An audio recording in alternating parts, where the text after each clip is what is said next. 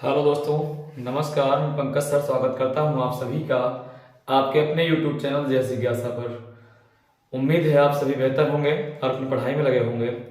चलिए, आज हम बात करेंगे एलसीएम एचसीएफ के बचे हुए तीसरे टॉपिक के बारे में, थर्ड पार्ट के बारे में। और थर्ड पार्ट हमारा मोस्ट इम्पॉर्टेंट है और इसके पहले हमने एलसीएम एचसीएफ के दो टॉपिक पढ़ाए हैं। अगर आपने अभी तक उन्हें नहीं देखा है तो पहले उन्हें देख लीजिए, फिर तीसरे टॉपिक के बारे में बात करते हैं। चलिए ध्यान दीजिए, आज का हमारा पहला क्वेश्चन है, दो संख्याओं का एलसीएम उनके एचसीएफ का 20 गुना है। उनके एचसीएफ तथा एलसीएम का योग 2520 है। यदि एक संख्या 480 है तो दूसरी संख्या क्या होगी?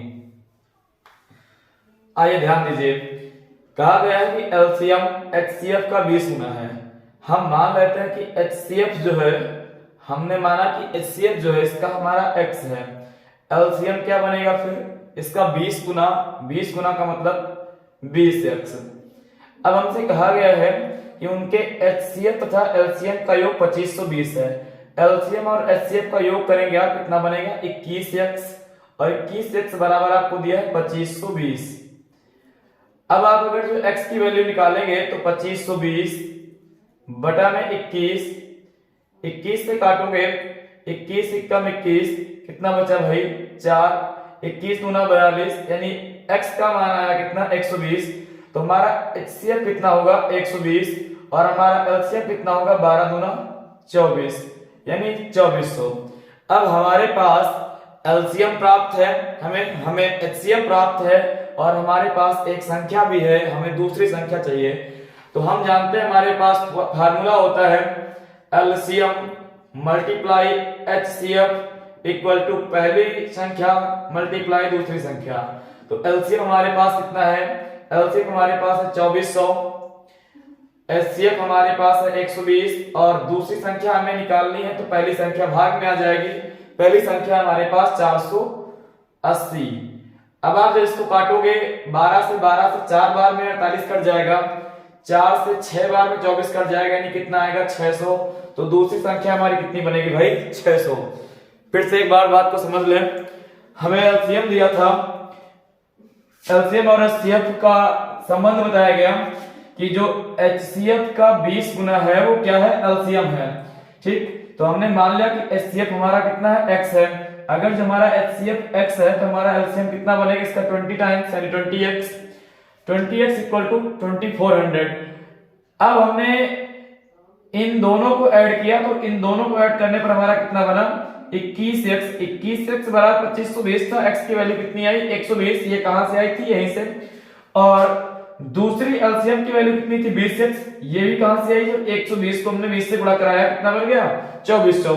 तो हमारे पास हमारा एचसीएफ प्राप्त हुआ 120 और एलसीएम प्राप्त हुआ 2400। अब हम जानते हैं कि एलसीएम एचसीएफ का सिंगल फार्मूला होता है LCM multiply HCF equal to पहली संख्या मल्टीप्लाई दूसरी संख्या। तो 2400 गुणे 120 बराबर दूसरी संख्या, यानी कि पहली संख्या को हमने भाग में ले लिया। 120 से काटा तो 4 बार में कटा, 4 से काटा तो 6 बार में कटा, 2400, यानी कितना आया? 600। यानी हमारा भी जो डी विकल्प है वो सही था। चलिए अगले क्वेश्चन की तरफ चलते हैं। अगला क्वेश्चन, आइए दोस्तों दूसरे क्वेश्चन की तरफ ध्यान देते हैं। दूसरा क्वेश्चन हमारा क्या कह रहा है कि दो संख्याओं के एचसीएफ तथा एलसीएम का योग 680 तथा उनका एलसीएम एचसीएफ का 84 गुना है। यदि एक संख्या 56 है तो दूसरी संख्या क्या होगी?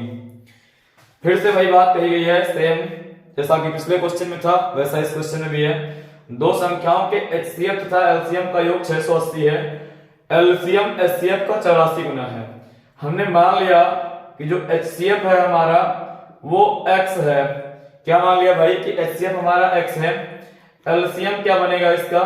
84 गुना, यानी ये 84x, और दोनों का योग दिया गया है हमें 680, यानी एचसीएफ प्लस एलसीएम आप करेंगे, कितना बनेगा आपका? 85x।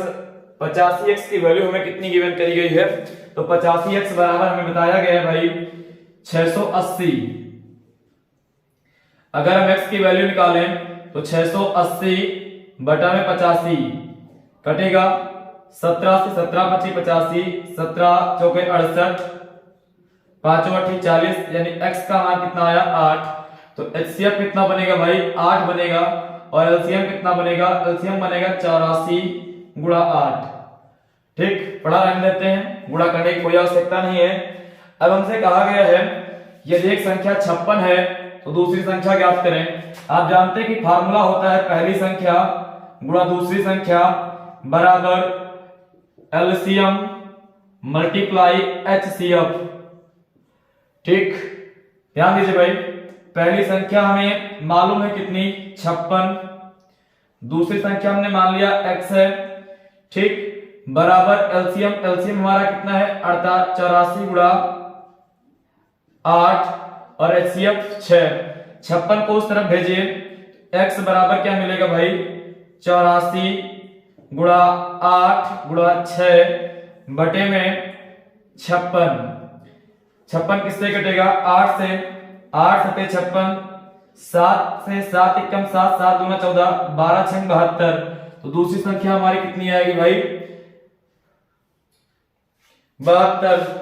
ये 72 था, दूसरी संख्या कितनी बनेगी हमारी। ध्यान दीजिए, क्वेश्चन नंबर 3 आपको कह रहा है 4 अंकों की वह अधिकतम संख्या क्या है जो 12, 15, 18 और 27 से पूर्णतः विभक्त है।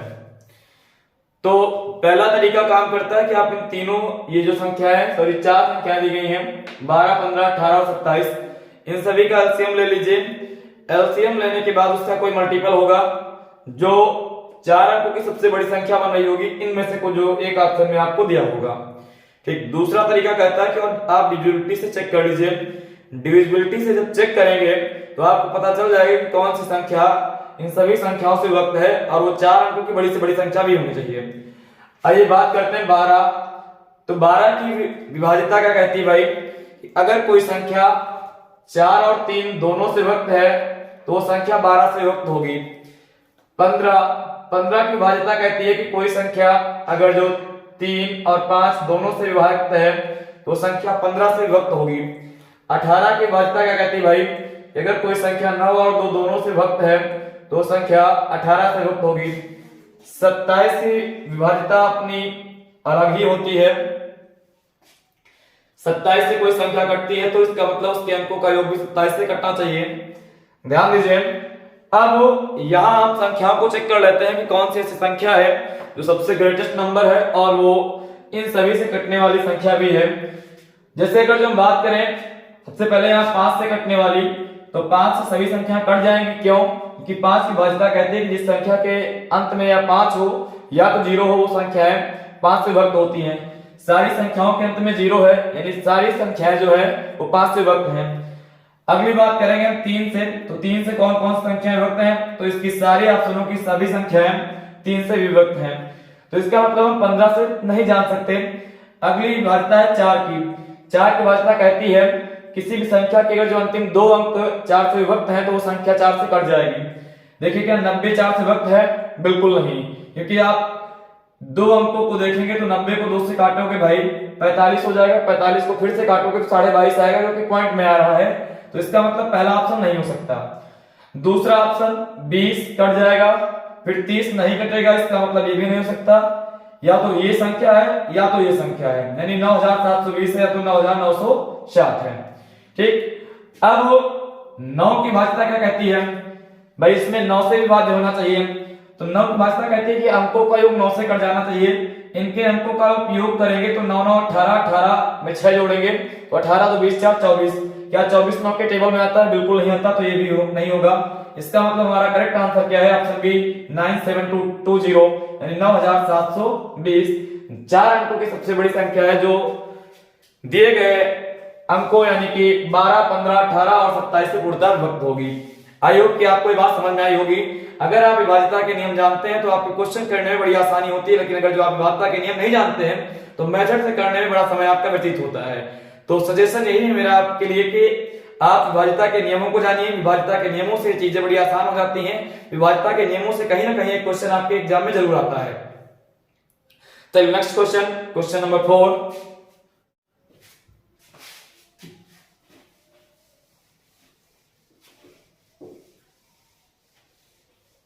नंबर 4 कह रहा है कि वह न्यूनतम वर्ग संख्या क्या है जो 16, 20 और 24 से पूर्णतः विभक्त है।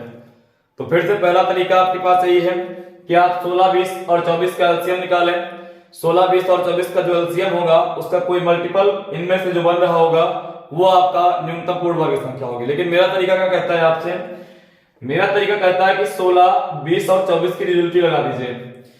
जैसे 16 से कोई संख्या कब कटेगी, तो 16 का मतलब होता है 2 की घात 4, यानी किसी भी संख्या के अंतिम अगर जो 4 अंक 16 से कट रहे हैं तो वो संख्या 16 से विभक्त है, अन्यथा वो संख्या 16 से विभक्त नहीं होगी। ठीक, 20 की भाषा क्या कहती है कि कोई संख्या अगर 4 और 5 दोनों से विभक्त है तो वो संख्या 20 से भी विभक्त होगी। अगली संख्या है 24। 24 क्या कहता है भाई, कोई संख्या अगर 8 और 3 दोनों से विभक्त है तो वो संख्या 24 से विभक्त होगी। तो यहां आप अगर जो देखेंगे तो भाई 4 से विभक्त होने का जो 4 से विभाज्यता का जो नियम है वो क्या कहता है, किसी भी संख्या के अगर अंतिम 2 अंक कट जाएं या अंतिम 2 अंक लेवल 0 हो तो वो संख्या 4 से पूरी विभक्त होती है। इन सभी के अंत में 2 0 हैं, इसका मतलब ये सभी 4 से कट जाएंगे, हम कुछ नहीं कह सकते। 5 की तो विभाज्यता यही होती है, किसी संख्या का अंतिम अंक 0 है या 5 है तो कट जाएगा, तो ये 5 से भी सभी विभक्त हैं, हम कुछ नहीं कह सकते। अगली विभाज्यता है 8 और 3। 8 की विभाज्यता क्या कहती है कि किसी भी संख्या के अगर जो अंतिम 3 अंक 8 से विभक्त हैं तो वो संख्या 8 से विभक्त है, अन्यथा वो संख्या 8 से विभक्त नहीं है। 3 की विभाज्यता क्या कहती है कि किसी भी संख्या के अंकों का योग 3 से विभक्त होगा तो संख्या 3 से विभक्त होगी।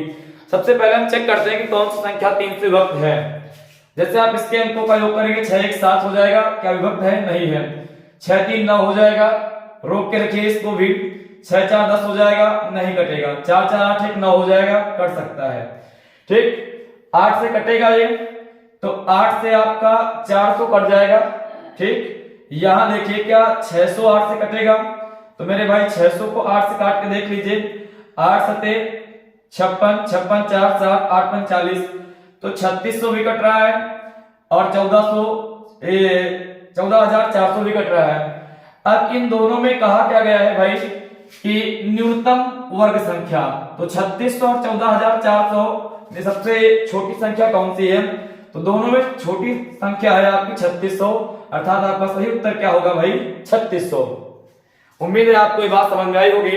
अगला क्वेश्चन, आइए दोस्तों क्वेश्चन नंबर 5 की तरफ बढ़ते हैं। क्वेश्चन नंबर 5 क्या कह रहा है, दो संख्याओं का योग 45 है, उनका अंतर योग का 1/9 है, तो उनका एलसीएम क्या होगा। चलिए देखते हैं। हमें बताया गया कि योग 45 है, हमने मान लिया कि पहली संख्या a है और दूसरी संख्या b है। a plus b equal to में कितना दिया गया, 45 दिया गया, जबकि कहा गया कि उनका अंतर योग का 1/9 है। तो योग का 1/9 मतलब 45 का 1/9 करेंगे तो कितना आएगा भाई 5।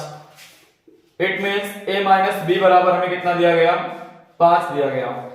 अब इस कंडीशन में अगर दो इक्वेशन बनती हो तो a प्लस b बराबर 45 दिया है, a माइनस b बराबर 5 दिया है, तो आपको a का मान चाहिए तो दोनों को जोड़ के आधा कर दीजिए।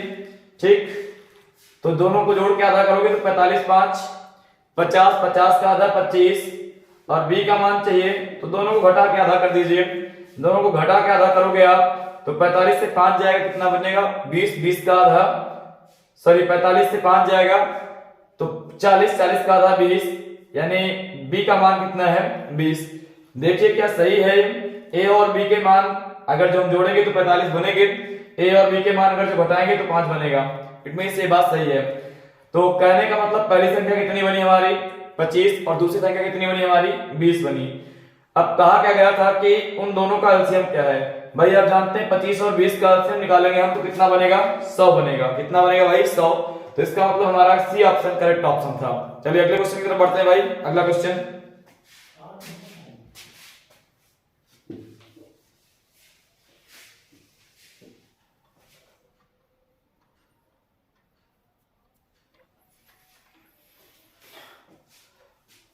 आइए दोस्तों क्वेश्चन नंबर 6 को देखते हैं। क्वेश्चन नंबर 6 क्या कह रहा है, 3 अंकों की दो संख्याओं का एचसीएफ 17 है और उनका एलसीएम 714 है, तो संख्याओं का योग क्या होगा।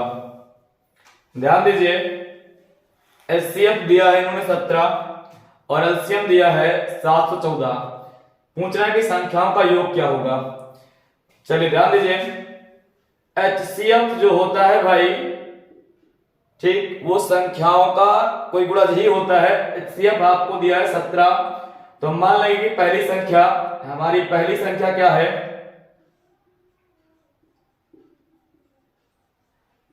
पहली संख्या हम मान लेंगे 17x है। और दूसरी संख्या क्या मान लेंगे, माना दूसरी संख्या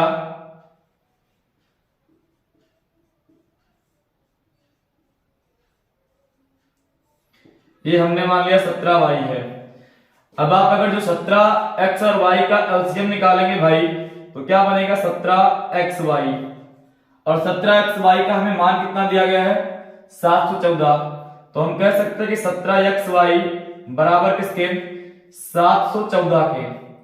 अब ध्यान दीजिए xy बराबर क्या निकल के आएगा भाई 714 बटे में 17, 17 से काटोगे आप 17 चौके 68, 4 बार गया कितना बचा 68, 2 70 यानी 34, 17 दूनी 34। x गुणे y का मान आया है 42। अब कोई ऐसी दो संख्या होंगी जिनका हम गुणा करेंगे तो 42 बनेगा। ऐसी क्या क्या संख्याएं हो सकती है जिनका हम मल्टीप्लाई करें तो 42 है, ठीक, यानी दो संख्याओं का प्रोडक्ट 42 है। अब हम अगर जो 42 बनाना चाहते हैं दो संख्याओं का प्रोडक्ट, तो या तो हम 6 और 7 ले लें तब वो 42 बनेगा, या तो हम 21 और 2 को ले लें तब 42 बनेगा, या हम स्वयं 42 और 1 को ले लें तब 42 बनेगा। 3 के साथ भी कुछ बनेगा, तो 42 को आप काटोगे तो 3 एकम 3 3 14 बार में, यानी कि 14 और गुणे 3 बन सकता है, यही इसके पेयर बन सकते हैं। तो ध्यान दीजिए हमसे कहा गया है कि दोनों संख्याएं 3 अंकों की हैं। तो अगर हम मासा अपना देखें कितना था 17, तो पहली संख्या कितनी बनेगी भाई 17 को 6 से गुणा करिए, 17 25, 17 को 6 से गुणा करोगे भाई 17 छक्के 102, 17 सत्ते 119, तो 102 और 119 बन सकती हैं। 17 को 21 से गुणा कराओगे, 17 को 2 से, 17 दूना 34, और यहां कुछ बनेगा, ठीक, बात करेंगे। फिर यहां 17 को 1 से गुणा कराओगे 17, यहां कुछ बनेगा, 17 को 3 से गुणा कराओगे 51, यहां कोई संख्या होगी, ठीक।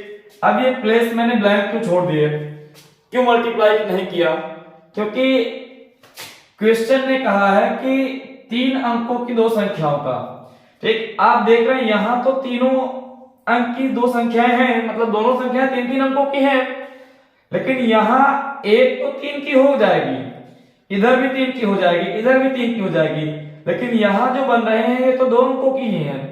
क्वेश्चन ने कहा कि 3 अंकों की दो संख्याएं हैं, तो ये 3 अंकों की नहीं होगी, तो इसका मतलब आपका परफेक्ट पेयर क्या बनेगा 6 गुणे 7 वाला। इनको उठा के जोड़ दीजिए, तो 9 2 11, यानी किसमें जोड़ दीजिए भाई 119 और 102, तो 19 तो 21 बन जाएगा, किसमें बन रहा है 21, इसमें, तो 221 आपका आंसर हो जाएगा। कहा जा रहा है दो संख्याओं का HCF 15 तथा उनका गुणनफल 6300 है, इस तरह की संख्याओं के कितने जोड़े बनेंगे। चलिए भाई ध्यान दीजिए, HCF दिया गया है आपको और उनका गुणनफल दिया गया है, कह रहे हैं इस तरह की संख्याओं कितने जोड़े बनेंगे। तो आप जानते हैं कि एक फार्मूला होता है कि LCM गुणे HCF बराबर पहली संख्या गुणे दूसरी संख्या। तो आपको HCF दिया है 15, ठीक, और जो HCF आपका है वो कितना दिया गया 15 दिया गया, ठीक, और उनका गुणनफल दिया गया है 6300। LCM पहले आप निकाल लीजिए, LCM क्या बनेगा भाई, तो 6300 और बटे में 15, ठीक, काटिए, 15 से काटोगे तो 15 चौके 60, 15 दूना 30, LCM कितना आएगा आपका LCM बनेगा 420। अब ध्यान दीजिए LCM होता क्या है एक्चुअल में, तो HCF के ही कोई दो फैक्टर यानी HCF को ही किन्हीं दो संख्याओं से हम अलग अलग गुणा कर देते हैं, तो वही हमारा जब हम HCF को गुणा करेंगे किन्हीं दो संख्याओं से तो दो संख्याएं प्राप्त होंगी। और उन दो संख्याओं का लासा ही हमें दिया गया है 420। अब हम मान लेते हैं कि पहली संख्या हमारी 15x है और दूसरी संख्या हमारी 15y है। तो हमारी पहली संख्या क्या बन जाएगी भाई 15x और दूसरी संख्या क्या बन जाएगी 15y। इन दोनों का लासा क्या बनेगा तो 15x और 15y का लासा बनेगा 15xy बराबर किसके 420 के। xy का मान क्या निकल के आएगा 420 और बटे में 15। 5 से काटिए 5 तिया 15, 5 चौके 40 और 5 चौके 20। 4 3 से काटेंगे तो 3 दूना 6, कितना बचा 2, 3 और 24। x और y का जो मान आया है भाई x y बराबर 28। अब कैसे बन सकता है x और y का मान 28? तो या तो हम x y की मान क्या क्या ले लें x मल्टीप्लाई y बराबर पहला हमें आता है 7 और 4 ले लें। ठीक, दूसरा हमें आता है कि हम x और y के मान 14 और 2 ले लें। ठीक, तीसरा हमें आता है कि हम x और y के मान 28 है। तो क्या क्या ले सकते हैं भाई 28 गुणे 1, क्या यही बनेंगे। 28 किससे किससे कटेगा 1 से कटेगा, 4 से कटेगा, 7 से कटेगा, 14 से कटेगा और 28 से कटेगा। तो सभी विद्यमान हैं इनमें 1 4 1 2, 2 से भी कटेगा 4 7 14 और 28, यानी सही बात है हमारी सभी विद्यमान हैं। तो यही पेयर हो सकते हैं। अब ध्यान दीजिए इसमें से एक पेयर हमारा ये नहीं हो सकता है। क्यों नहीं हो सकता? क्योंकि वो पेयर हमारे होंगे जिनके फैक्टर सेम नहीं होते हैं। आप देखेंगे तो 14 और 2 दोनों के फैक्टर सेम बन जाएंगे। तो ये पेयर हमारा संभव नहीं हो सकता। पहला पेयर हमारा हो सकता है 7 गुणे 4 और दूसरा पेयर हमारा क्या हो सकता है 28 गुणे 1। तो कितने पेयर बनेंगे हमारे सही सही 2 पेयर बनेंगे, पहला 7 गुणे 4 का और दूसरा 28 गुणा 1 का।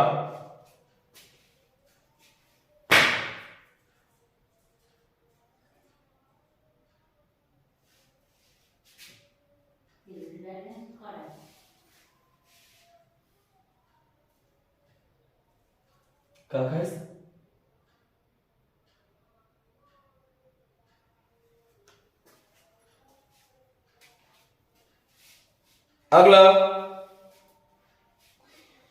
क्वेश्चन नंबर 9 से नंबर 8 की तरफ बढ़ते हैं। क्वेश्चन नंबर 8 कह रहा है दो संख्याओं का योग 216 है और उनका एचसीएफ 27 है। इस तरह की संख्याओं के कितने जोड़े संभव हैं?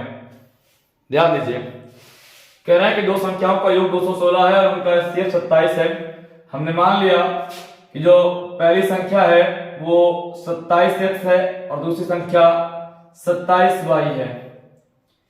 ठीक, अगर जो पहली संख्या 27x और दूसरी संख्या 27y है तो इन दोनों का योग क्या बनेगा 27x प्लस 27y। ठीक, क्या बनेगा 27x प्लस y बराबर किसके, तो दिया गया है आपको 216।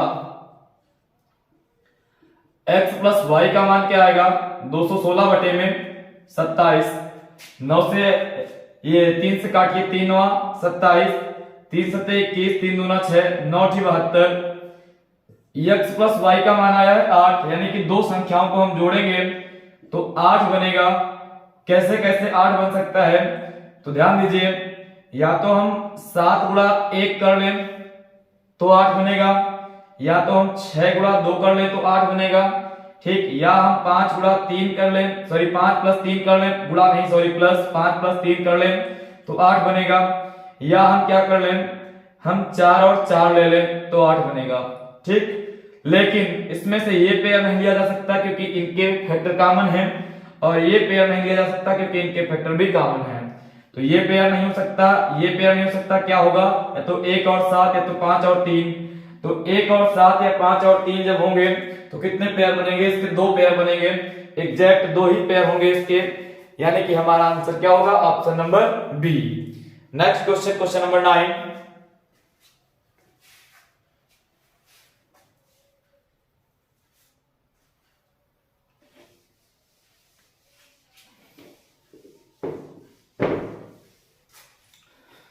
आइए दोस्तों क्वेश्चन नंबर 9 देखते हैं।